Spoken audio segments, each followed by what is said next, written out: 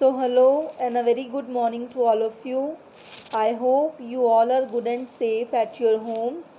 I am Surbhi from Sarvitkari Vidya Mandir, and today we are here with our grammar topic, that is pronoun and its kinds. So, as you know, that earlier we have done nouns and its types, and now we are doing pronouns and its types. But this is actually one chapter of the very first chapter of your grammar book, that is noun and pronoun. So here we are with the pronouns and its kinds. So let's start. Definition of a pronoun. A pronoun is a word in place of a noun to avoid repetition. क्या इसका meaning हुआ कि pronoun हम उस word को कहते हैं जो किसी नाउन की जगह पे हम यूज़ करते हैं, किस लिए? टू अवॉइड रेपिटिशन, दोहराई से बचने के लिए, रेपिटिशन से बचने के लिए. I will give you some examples also so that you should understand it properly. As we have the examples I, we, you, he, she, it, they, this, that, these, those. All these are the examples of pronoun. We have many more examples which we will do further. See the example that we are using in a sentence. Shreya is my friend. So here you will tell me what is Shreya. She is a singer. She sings very well. See, Shreya is a subject and simultaneously we can also say that it is a noun. So, on the place of Shreya, in the second sentence we are using she on the place of Shreya. In the third sentence also we are using she on the place of this subject. So, Shreya is a noun. And on the place of the noun we are using she as a pronoun. So I hope you have understood what a pronoun is. आप थोड़ा सोचिए कि अगर हम noun की जगह पर pronoun को यूज़ ना करें तो हमारा जो अटरेंस है, हमारी जो स्पीकिंग है, वो कितनी बोरिंग हो जाएगी. लाइक अगर मैं यहाँ पे शी ना यूज़ करूँ, how would I speak? Shreya is my friend. Shreya is a singer. Shreya sings very well. तो बहुत ही बोरिंग सा लगता है. So that's why जो pronoun है that we use on the place of the noun. Now let's see its kinds. We have 9 popular kinds of pronouns. First is personal pronoun. Second is demonstrative pronoun. Third is interrogative pronoun. Fourth is indefinite pronoun. Fifth is relative pronoun. Sixth is distributive pronoun. Seventh is reflexive pronoun. Eighth is emphatic pronoun.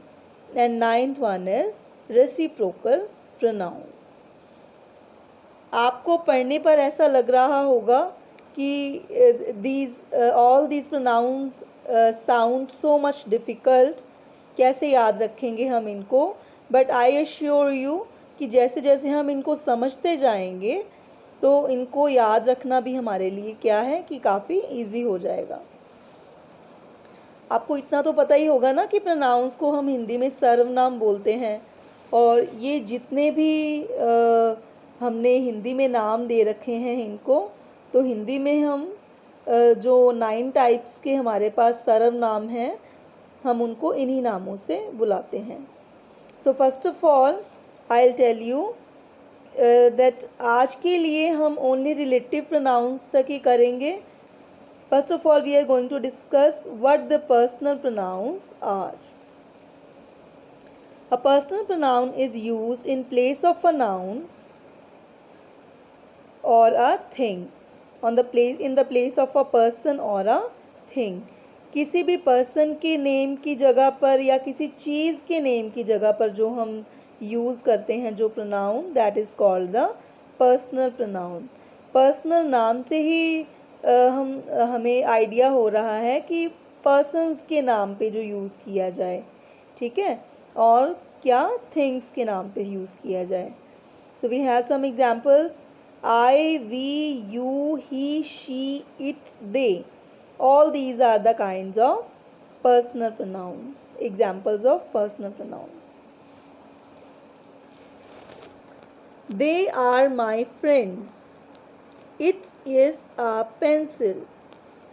So here you can see that the underlined words they and it are personal pronouns because we have used they for friends who are the persons and it for pencil which is a thing. I hope you have understood.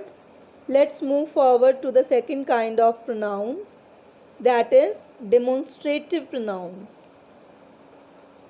Demonstrative word आपने कई बार सुना होगा, demonstration, demonstrative, demo. तो इस pronoun से क्या meaning है हमारा? A pronoun which points to a noun which is a person और थिंग. किसी को पॉइंट आउट करके बोलना, किसी भी पर्सन को पॉइंट आउट करना. जैसे कि हिंदी में हम कह सकते हैं संकेतवाचक सर्वनाम. संकेत करके, इशारा करके किसी को बोलना, ठीक है, पॉइंट आउट करके बोलना. That is this, that, these, those. We have only 4 types of demonstrative pronouns. तो अब अगर मैं बोलूँ, किसी बुक की तरफ इशारा करके बोलूँ कि this is my book. So here we are using this for a thing, that is a book. Those are birds. So birds are the living creatures. We can say nouns भी हैं, living creatures हैं. तो उनकी जगह पे हम क्या use कर रहे हैं? उनको पॉइंट आउट करने के लिए those यूज़ कर रहे हैं. Let's move forward to the third kind of pronouns, that is interrogative pronoun. What an interrogative pronoun is?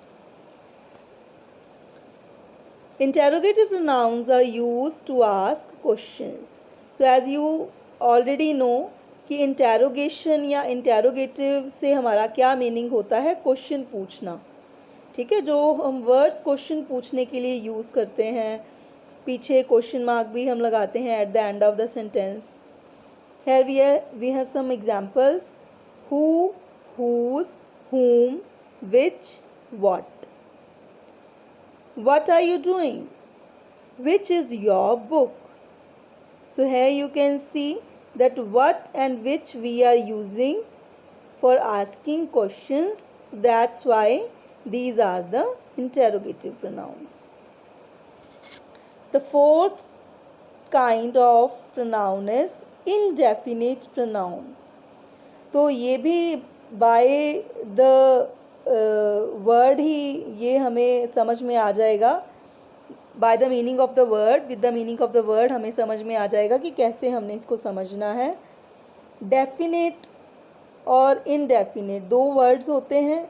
Definite होता है निश्चय, यानी कि जिसका हमें कुछ पक्का पता हो, और इनडेफिनेट जो अनिश्चयवाचक हो, ठीक है. ऐसे प्रोनाउंस जो अनिश्चयवाचक होते हैं तो उनके लिए हम कौन सा वर्ड यूज़ कर देते हैं? Indefinite pronounce.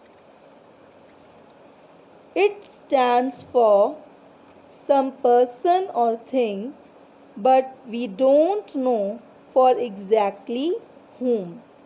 किसी भी पर्सन और थिंग के लिए है ये प्रोनाउंस हम यूज़ कर सकते हैं, बट हमें इतना नहीं पता होता कि हम किसके लिए यूज़ कर रहे हैं. For which person of thing this particular pronouns is being used. We have some examples. None, all, many, few, some, something, someone etcetera. Okay, तो ऑल अगर मैं जैसे बोलूँ कि all are present in the meeting, ये मान लो मैंने एक सेंटेंस लिया, तो उस ऑल में हमें नहीं पता है कि कौन कौन है, जो सामने सुनने वाले को भी नहीं पता चलेगा कि किसका नाम लिया गया है। Many people had come to see the fair. ठीक है, तो मैनी पीपल, अब लोग हैं, बहुत सारे हैं, तो it has not been told कि किस किस का नाम लिया गया है। तो इस टाइप से हम इंडेफिनिट प्रोनाउंस को यूज़ कर सकते हैं। We have some more examples. Many people have joined the group and as I have already given you 2 more examples, so you can consider that also. Fifth type of pronoun is relative pronoun. So students, थोड़ा सा complicated है, but अगर एक बार आप इसको समझ लोगे तो it will not be complicated for you. Those pronouns that join relative sentences and show the relation to a noun and modify the same noun. Relative pronouns क्या होते हैं, इनकी पहले एग्जाम्पल्स देख लीजिए, फिर मैं आपको आगे बताती हूँ। Who, which, whose, whom, that, etc. ठीक है, तो रिलेटिव प्रोनाउंस और इंटेरोगेटिव प्रोनाउंस काफ़ी कुछ मिलते जुलते हैं, बट अगर हम इंटेरोगेटिव प्रोनाउंस की बात करें तो यही वर्ड्स जब हम उनमें यूज़ करते हैं तो they are used for asking questions. ठीक है, but in the relative pronouns if we use the same pronouns तो किस लिए यूज़ होते हैं, दे जॉइन रिलेटिव सेंटेंसेस, मतलब दो रिलेटिव या दो से ज़्यादा सेंटेंसेस को आपस में रिलेट करते हैं, कनेक्ट करते हैं, एक कंजंक्शन के तौर पे काम करते हैं, योजक संबंधक के तौर पे काम करते हैं।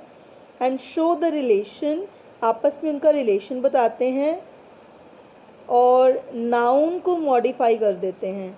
ठीक है, एक बार सेंटेंस देखिए। This is my book which I had lost yesterday. तो यहाँ पे जो विच है, ये देखिए, this is my book, this is the first sentence. अब कौन सी बुक, बुक तो है नाउन, ये तो हमें पता है, तो कौन सी बुक है जो मैंने कल खो दी थी, तो ये जो बुक है ये नाउन है और इसको मॉडिफाई कौन सा वर्ड कर रहा है, विच कर रहा है। So I hope you have understood what all these 5 pronouns are. It will be more clear to you when I'll give you exercise to solve, and it was wonderful experience while teaching you. I hope you all have enjoyed it too. So thank you students, stay home, stay safe. Thank you very much.